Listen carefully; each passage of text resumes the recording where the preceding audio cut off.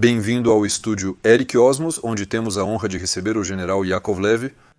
Bom dia. Bom, general, bom dia. Vamos falar hoje sobre o equilíbrio Trump-Putin. Quais são as cartas que os dois jogadores têm em mãos hoje para o futuro do mundo, né? Um pouco disso. Absolutamente. E acho que são questões que iremos fazer nas próximas semanas, talvez meses, mas não anos. Então, desta vez nós não estamos no longo prazo, mas também não estamos no curto prazo, dia a dia. A promessa de cessar fogo de um dia na Ucrânia não é cumprida. Mas 90 dias, 100 dias, isso é alguma coisa? Existe uma forma de pressão de um dos dois protagonistas para obter um cessar-fogo? Então, ambos têm meios de pressão. Eles têm razões para se encontrar. Porque eles querem. Eu acho que eles querem. Então é uma discussão que tenho com meus colegas à esquerda, à direita, incluindo os especialistas em Rússia. E, portanto, minha opinião não é compartilhada por todos. Então é isso. Bem, é a minha. E vou explicar o porquê. E então eu entendo perfeitamente os argumentos que são contra mim. Então, as razões pelas quais eu acho que Putin quer se encontrar com Trump. A primeira é que Putin, então tem duas e talvez três. A primeira razão é que Putin quer encontrar Trump porque é um diálogo entre Rússia e América de igual para igual, sabendo que depois a América irá impor as decisões de jogo à Ucrânia e aos europeus. Então, estamos nessa teoria das relações internacionais que os russos gostam, que é a hierarquia das nações. Não, as nações não são iguais em direitos, né? O que é a base da nossa concepção de relações internacionais. Elas são desiguais na prática, o que é uma realidade objetiva. Né? Com isso, para os russos, o fato se torna o direito. Então, para Putin, é porque a Ucrânia é menos graduada que a Rússia, que a Ucrânia deveria naturalmente aceitar a ordem que Putin queria impor. Então, ao tomar decisões muito claras, entre outras, sobre o destino da Ucrânia em um diálogo bilateral entre dois, o que Putin considera iguais, a Rússia e os Estados Unidos, ele não mostra a superioridade, mas a veracidade ou a realidade de sua concepção das relações internacionais. O retorno ao status de superpotência? Para a Rússia, superpotência como antes. E então, a ordem do mundo, vamos fazer isso juntos, três com os chineses, né? Neste caso, em segundo plano, não necessariamente em outros teatros. E então, é o início de uma nova ordem mundial, de fato, é o resultado de um condomínio russo-americano. Portanto, eu acredito que Putin queira absolutamente esse encontro de igual para igual e com majestade. Eu não sei onde isso vai acontecer, mas vamos fazer isso em... Isso beneficiaria apenas a Rússia, sendo este o primeiro argumento? Eu acho que sim. A segunda razão pela qual eu acho que Putin quer absolutamente encontrar Trump é que Putin está convencido de que vai completamente enganá-lo. Estou sendo educado aqui, poderia ser pior. Putin está convencido de que vai enganar Trump. Ele vai virá-lo 3 vezes, vai passar manteiga, vai colocá-lo na panela. Isso é... Ele tem convicção disso. Logo, quanto antes ocorrer, melhor. Além disso, é necessário aproveitar que Trump acabou de chegar e que, portanto, ele está em uma crise de demência do poder. Então é o momento de tirar vantagem disso.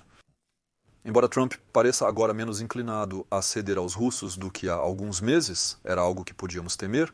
Então nós voltaremos a isso.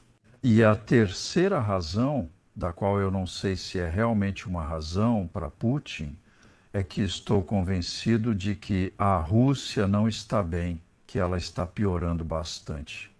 Não me refiro à frente que está praticamente estabilizada, apesar da constante pressão russa, mas sim à situação econômica da Rússia.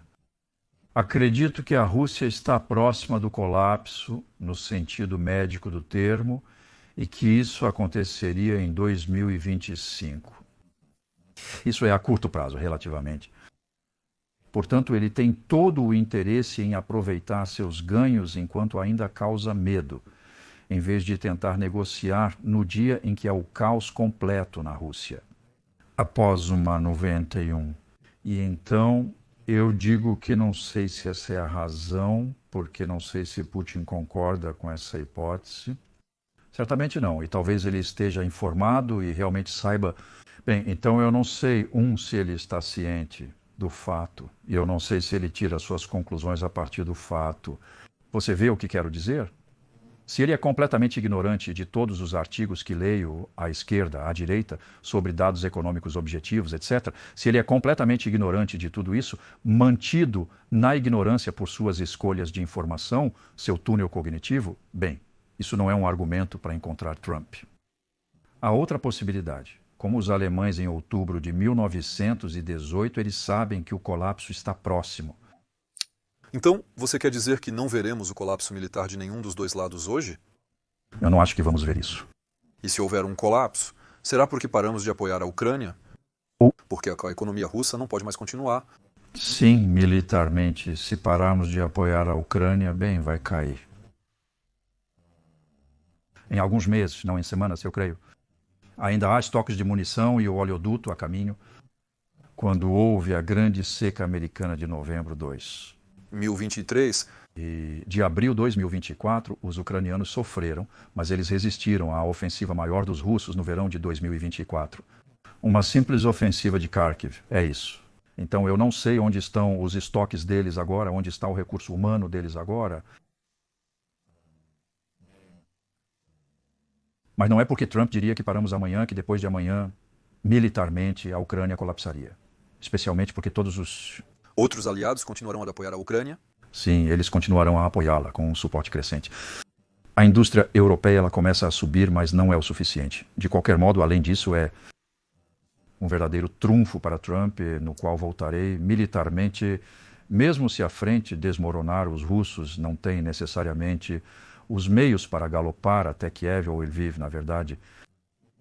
E a frente está desmoronando, né? Eles avançarão, mas não tem muitos blindados, eles não têm muita logística. Fazer para aproveitar e agir como após Stalingrado, a frente teria desmoronado e Zhukov avançou 600 quilômetros. Bem, a priori não. Por outro lado, a Ucrânia está economicamente melhor. Ela está convertendo sua economia, se não apenas na defesa. Ela sofre menos com a crise energética do que no ano passado, pois muitas infraestruturas foram equipadas com modos de reserva e geradores. Isso não os ajuda quando perdem 6% da produção elétrica, como disse o ministro deles meses atrás. Mas isso já não tem mais as consequências dramáticas que tinha antes. E isso permite, por exemplo, quando eles consertam a rede, otimizar melhor as reparações, em vez de lidar com emergências aqui e ali. Veja, quando a gente se apressa para resolver o mais urgente, nem sempre é o modo mais otimizado de consertar a rede. Agora, eles conseguem fazer um pouco melhor. Por outro lado, a economia russa corre o risco de colapso. E quando houver pânico na bolsa de valores bancário, quando todos correrem para o banco para pegar notas e os bancos pararem de distribuir notas, etc. Então é esse tipo de movimento em massa, na verdade, que eu acredito para mim será o mecanismo que derrubará o regime. Então, se Putin, eu não sei se ele está ciente disso, e se ele está ciente, eu não sei se ele aceita.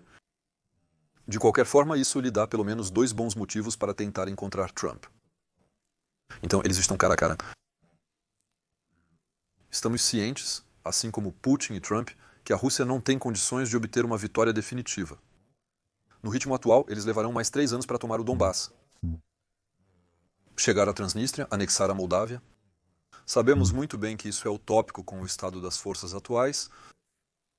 O que Putin pode alegar para obter concessões adicionais, além de se contentar com seus ganhos? Simplesmente afirmar, não, é fazer Trump rachar. É completamente enganá-lo graças à negociação. Então, se a negociação fosse conduzida racionalmente, então vou descrever uma negociação feita por profissionais em cada campo. Nós vamos? Lembre-se de que você ensina como encerrar uma guerra. Sim, sim. Então, quando vemos... Então, para qualquer negociação, não apenas para terminar uma guerra, bem, cada lado reflete sobre quais são os termos de cessar fogo ou paz. Não são a mesma coisa, mas quais termos ele aceitaria e quais não aceitaria. Então fazemos o que chamamos de wargaming. Pegamos tal hipótese, vemos o que isso dá. Se o outro tem uma proposta que faz tal contraproposta, é uma abertura onde fechamos imediatamente. Encontramos outra coisa. Então portanto, estudamos várias possibilidades e variantes. Contamos os cartuchos, nós preparamos alguns. Por exemplo, as munições. É isso. E então temos uma posição de negociação que permite discutir. Depois, a segunda fase, os Sherpas se encontram, o pequeno pessoal dos especialistas vai se encontrar, às vezes é oficial, às vezes não é, às vezes são canais, serviços secretos, às vezes é uma conferência, entre aspas, de baixo nível, mas as pessoas que estão lá têm mandatos. E então os caras procuram o pequeno pessoal em dois grupos, às vezes com facilitadores, mas aí entre a Rússia e a Turquia, os Emirados, a Índia. Não vejo nenhum dos dois aceitando uma arbitragem. Você vê o que a Argentina e o Chile, eles aceitaram o Papa para o canal de Beagle. Você vê... Mas lá, os dois que se afirmam no topo do mundo, sim, eles não aceitam conselhos. Não importa quem é o árbitro. Eles não vão mesmo se dirigir à Islândia. Bom. Então existe essa discussão. Chegamos a um texto como um milagre. Bom, então os importantes podem se encontrar em majestade e, com algumas variações, assinar o texto. E temos o acordo. Segunda possibilidade, não estamos longe, mas ainda restam 2 ou 3 pontos de bloqueio difíceis que, neste caso, não são do meu nível.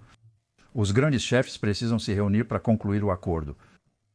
Isso é uma negociação profissional, onde Trump chegaria para o ato 3, cena 3, como diria Shakespeare, o momento, o ápice da peça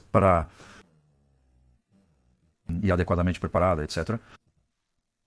O problema com Trump é que até agora, quando ele foi presidente antes, mas também nos seus negócios, e desde então ele nunca foi assim, ele se considera instintivo. E além disso, os briefings de mais de 3 minutos não o interessam. E então ele basicamente tem a memória de um peixe dourado para todos os tópicos. Isso foi comprovado por todos, incluindo os pró-Trump. Ele tem uma memória de peixe dourado, exceto pelas ofensas que teria sofrido. Putin teria motivos para temer Trump se esperasse um Trump à la Kissinger, na verdade. Estou preparado e pronto para tudo, todas as opções foram cobertas.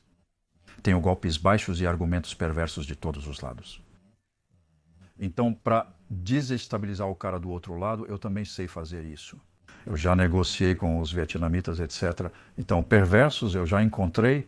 Você vê o que eu quero dizer?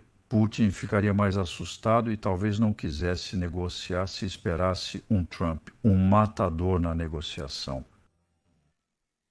Trump se considera um excelente negociador, porém,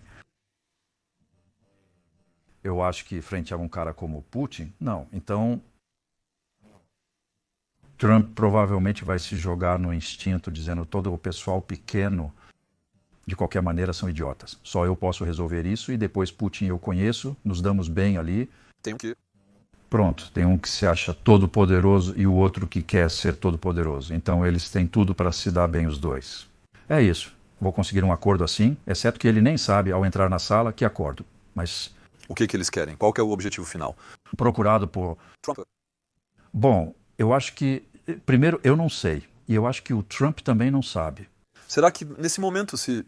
Nós esquecemos... Completamente a vontade europeia... Ou mesmo da Ucrânia, que... É, afinal, a primeira... Sim, isso ainda existe. Sim, sim. Parar na linha de frente hoje, obter um cessar-fogo na linha de frente atual... Isso é desfavorável para a Rússia. É aceitável para a Ucrânia. E é desejado pelos Estados Unidos. Então, parar a guerra, no sentido de hostilidades, que as pessoas parem de morrer, eu acho que todos gostariam que isso acontecesse.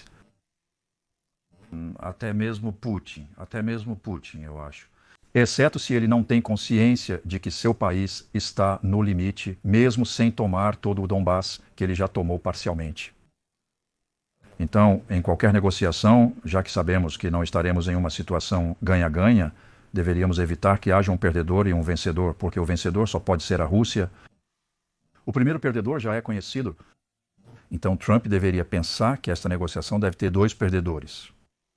Se houver 2 perdedores, nesse momento é porque teremos um bom acordo, um verdadeiro bom acordo, em termos de história, para todos. Então já sabemos que os ucranianos vão perder uma parte do seu território. A perda deles deveria ser apenas uma parte de seu território. E então, mas que eles ganhem uma garantia de que isso não vai recomeçar.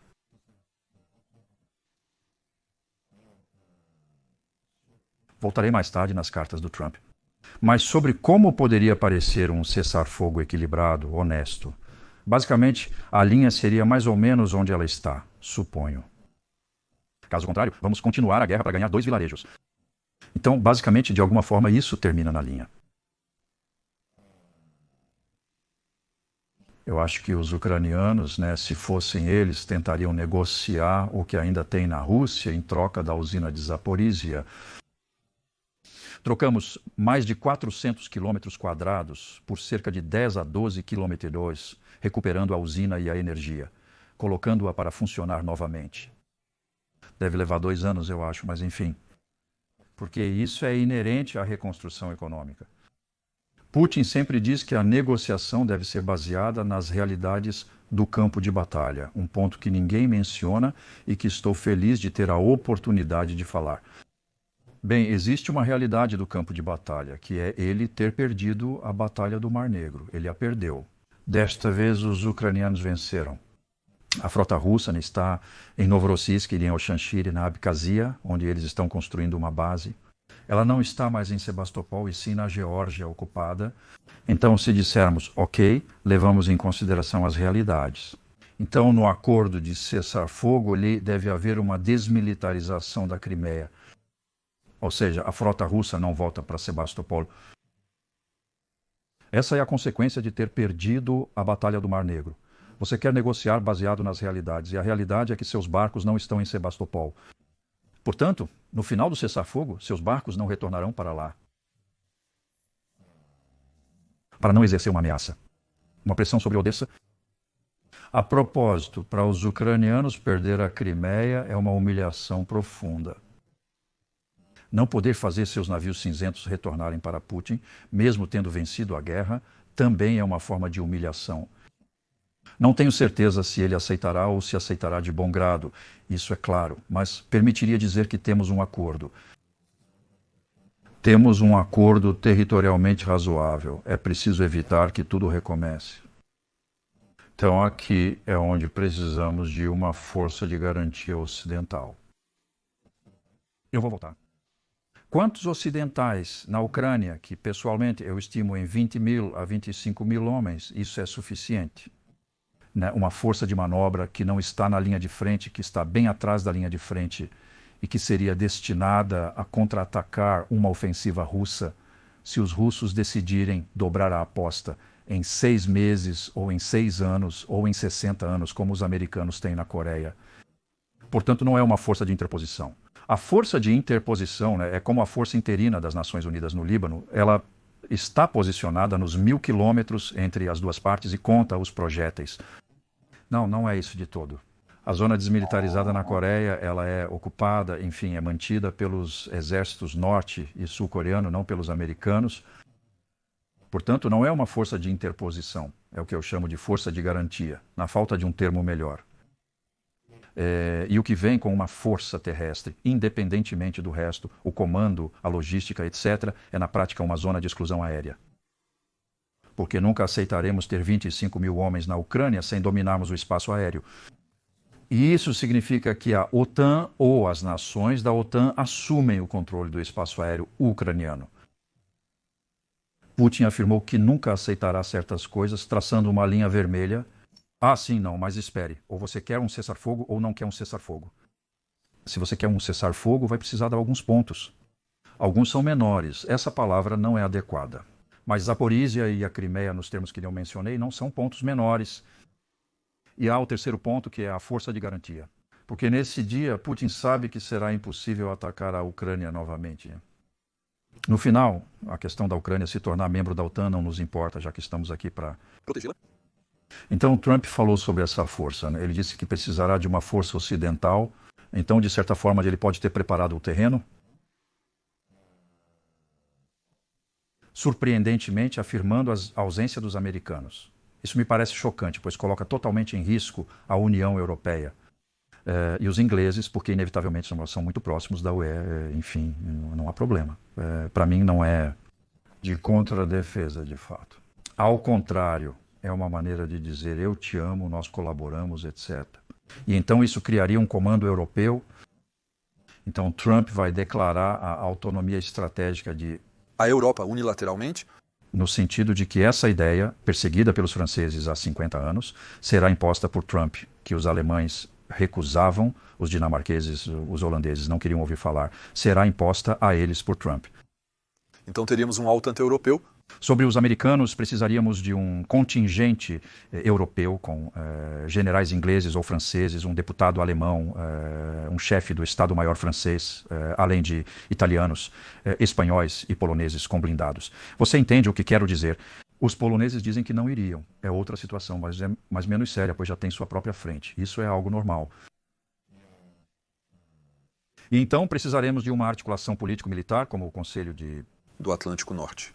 Portanto, poderíamos considerar uma força, se os americanos não a quiserem, uma força europeia. Isso pressupõe uma articulação político-militar baseada no Conselho de Política e Segurança, o Conselho de Política e Segurança da União Europeia, com a inclusão dos ingleses, para fazer as diretrizes políticas para uma organização militar e, portanto, um Estado-Maior militar da União Europeia, etc. Mas isso é uma paz justa, mas é uma paz que proíbe. Isso não é uma paz, é um cessar-fogo. Mas isso proíbe em todos os casos Putin de esperar poder tomar posse da Ucrânia posteriormente. Isso fecha explicitamente a porta para um terceiro ato. O que é normal e legítimo, mas Putin estaria disposto a aceitar. Eu acho que se pedirem ao Putin, naturalmente ele não tem intenção de aceitar. Putin está convencido de que ao pressionar Trump, ele conseguirá tudo o que ele quer e que a Ucrânia não conseguirá nada do que ela quer, porque Trump terá entregue a Ucrânia, na realidade. Putin cita essas linhas vermelhas, mas não se trata apenas disso. É uma linha vermelha absoluta. Por quê? Porque quando você indica linhas vermelhas e, apesar de tudo, é convidado para uma reunião, você assume que o outro já aceitou suas linhas vermelhas. Você vê o que eu quero dizer? Se uma mulher diz, eu nunca vou me casar com esse idiota, e o idiota a convida para um jantar à luz de velas, o convite não vai levar a lugar nenhum. A moça não irá. Então aqui temos claramente a impressão de que Putin parte do princípio de que se ou quando houver uma negociação em duas partes, ele já venceu em seus pontos. Do contrário, não o teriam convidado para negociar. Então é aqui que Trump, se for bom, o que eu espero pode surpreendê-lo completamente. No sentido em que nos encontramos e ele diz, ouvi suas linhas vermelhas, aqui está o acordo que proponho, e então o outro dirá, minhas linhas vermelhas e tudo mais. Você tem certeza que pode dizer não? Então chegamos às cartas do Trump. Então está aí, as cartas de Trump. Duas não dependem dele e uma é ele. Então as duas que não dependem dele. É o resultado da política americana até agora, que eu critiquei muito porque que ela era muito calibrada. Ela não ajudou a Ucrânia a vencer. Mas, afinal, o resultado é que a Ucrânia ainda está lá, sempre viva e sempre lutando, e isso pode continuar. O verdadeiro cartão, este primeiro cartão, é dizer a Putin que, enquanto não houver um acordo, continuarei fornecendo munições e apoiando a Ucrânia. Ou até mesmo ele aumentaria o apoio à Ucrânia, em caso de recusa de... Ele disse que a Rússia deve cessar fogo. E Mário Clomo disse, e então nós os inundaremos com munições. Não estou certo de que ele as tenha. Mas, enfim, há um pouco dessa postura inicial que é, se ele não quer discutir, então ele vai levar uma surra. Bom, isso é sua primeira carta. A segunda carta é a necessidade que Putin tem de vê-lo. Se você concorda com minha tese, Putin precisa e quer vê-lo. Então Trump... Por isso ele quer um acordo, e então precisamos encontrar um acordo, e não necessariamente o que Putin quer. E a terceira carta pode ser Trump, porque se Trump se comportar como um profissional, pela primeira vez em sua vida, em estratégia interestatal, ele pode desestabilizar completamente Putin. Ele pode reverter a situação Se Trump tiver planejado tudo, memorizado os argumentos, ouvido seus conselheiros e lido as notas que lhe são passadas. Surpreende Putin em sua própria armadilha. E até mesmo Trump deixa seu ego de lado e negocia duramente a Kissinger, se posso dizer, ou à la Talleyrand. Existem ótimos exemplos de excelentes negociadores. Bem, Trump poderia ser aquele, o único que poderia tirar Putin de sua própria armadilha estratégica, porque é um argumento real, enquanto preserva, em certa medida, os interesses da Ucrânia e, incidentalmente, da União Europeia. Sua opinião sobre Trump é muito mais favorável do que a de muitas pessoas que não lhe atribuem essa capacidade. Não é que eu acredite em milagres, mas eu continuo a rezar. É isso. Então, na verdade, eu acho que Trump será totalmente enganado. É isso. Mas porque é da sua natureza, ele é assim, e em face a Putin, que é um verdadeiro profissional, né, um verdadeiro manipulador e tudo, perceberemos o vazio e a vaidade de Trump como negociador. Mas, se ele quiser se preparar e até se mantém uma intox total sobre o Trump de sempre, vai encontrar Putin, e Putin vai com o pensamento eu não sei onde, em Genebra, etc. Na Tailândia. Eu vou mostrar a ele. E quem cai, uma vez que a porta está fechada, que os jornalistas se foram, que eles descobrem o verdadeiro rosto de Trump, e que o verdadeiro rosto de Trump é aquele que eu desejo. Então, não sei se acredito em milagres, mas em todo caso, se não orarmos, não haverá milagres. De qualquer forma, parem o fogo em 2025, pois a Rússia não consegue sustentar economicamente sua guerra, os exércitos estão esgotados, mas a Rússia ainda tem o infortúnio de um horizonte econômico ruim. Que é... mais restrito? Portanto, pare de atirar 2025? Para você. Essa é a minha hipótese para 2025. Então, ou estou certo em 2025, e nos veremos com frequência, ou no dia 31 de dezembro de 2025, passarei por um completo. Mas nas nossas conversas anteriores... Você havia previsto, anunciado, que dado as forças armadas concorrentes que vemos na Rússia, entre os privados, os Wagner, etc., haveria movimentos entre esses exércitos. De qualquer maneira, você estava certo até agora? Sim, sim. Então, está nos mecanismos de dissolução, de implosão da Rússia, que eu não desejo, que eu não convoco de meus votos. Mas é um risco real. Putin está jogando, ele jogou no sentido de jogador, ele apostou o futuro da Rússia como nação com essa esquete da Ucrânia. O que eu chamo de ucrânio é um veneno que está consumindo seu país e então, como eu já disse várias vezes, a receita está pronta para uma guerra civil, na verdade. A partir do momento que a autoridade central Putin cai ou é destabilizada por uma razão ou outra, nesse momento, todos vão partir para o pescoço de todos. Existem 27 exércitos na Rússia atualmente, 3 ministérios que têm um exército. Existem milícias, Kadyrov, Wagner, que ainda existem, patriotas de Shoigu. Existem governadores regionais que têm milícias. Existem várias regiões da Rússia que objetivamente odeiam Moscou e São Petersburgo. E não são apenas os chechenos. E não são apenas os chechenos. Há os Karbards, os Ingushes, etc. Como Goya disse excelentemente, eles têm uma taxa de perda 50 vezes maior do que as etnias. O que os russos consideram como os morenos que desprezam. Eles pagam 50 vezes o preço do sangue dos bons pequenos brancos de Moscou e São Petersburgo. Isso será pago um dia ou outro. E então, o modelo econômico russo está em colapso, não importa o que eles digam. Eles contornam as sanções, sim, mas a que preço? Eles não investem mais. Há cidades na Rússia onde o aquecimento não funciona. Isso não é devido aos bombardeios ucranianos, mas simplesmente porque eles não têm mais peças de reposição para seus aquecedores. Então os caras estão morrendo de frio na Rússia hoje. Isso é incompetência. O oposto da propaganda de 2022. Sim.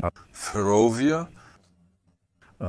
O transiberiano, a velocidade média é de 40 km no transiberiano devido ao estado lamentável das vias, 40 km por hora no transiberiano. Então, isso está ruim. Acredito que a situação está muito pior para a Rússia do que Putin percebe. Se ele se der conta disso, é hora de negociar.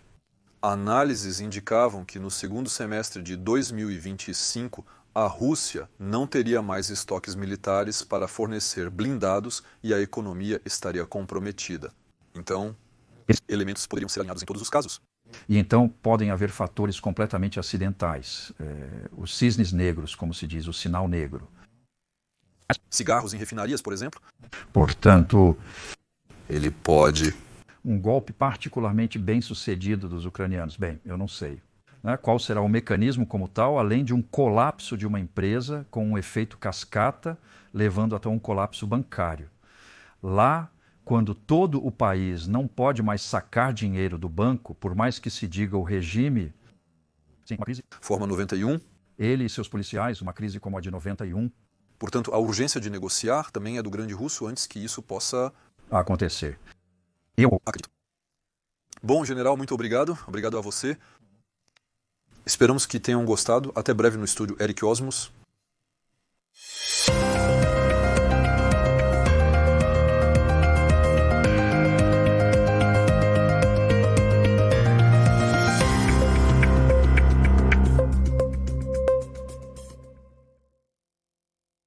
Legendagem 501.